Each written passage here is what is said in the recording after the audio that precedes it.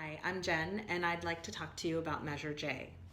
Measure J is going to answer the call of activists to defund policing and incarceration by allocating 10% of the county revenues to community investment and alternatives to incarceration. What are we talking about?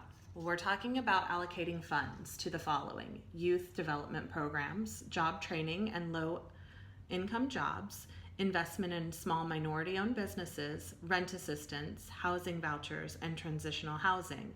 For the alternatives to incarceration, the amendment includes allocating funds to community-based restorative justice programs, pretrial non-custody services and treatment, health services, counseling, mental health, and substance use services. What kind of money are we talking about? We're talking about anywhere from $450 to $500 million invested directly into our city to help people who are maybe having a slightly harder time living in this. Who supports this? Well, it's supported by the ACLU, Black Lives Matter, United Way, Christians for the Abolition of Prisons, the LA Democratic Party, along with just a multitude of Democratic groups, the National Union of Healthcare Workers, and the Los Angeles Times, which oddly enough, a few weeks ago actually had a no on this amendment. And in the last few days, they changed their tune. They said that they did a little more research. Initially, they thought that it was a reactionary thing to the protests that we were seeing, and that maybe tying the hands of the board members to allocate specifically 10% wasn't a good idea. But since then, they've said, you know what, community investment is exactly what we need. So I think it's interesting that the LA Times did a little extra work to change their song on it.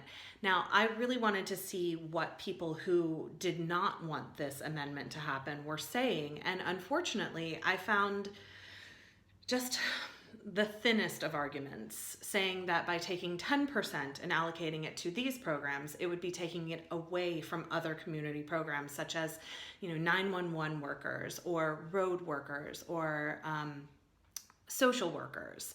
But I don't know. I think that's maybe a response getting caught up in the nitpick of this isn't 10% coming directly from the police budget. This is 10% coming from the entire budget of the county, which is significantly more money. So, I would love to be able to give you a solid argument on the no. I just can't. One of the other things that I read was, board members are elected positions, so we should be able to trust board members to allocate these kinds of funds in a responsible way. And unfortunately, my response to that lies somewhere in, right, but they haven't done that.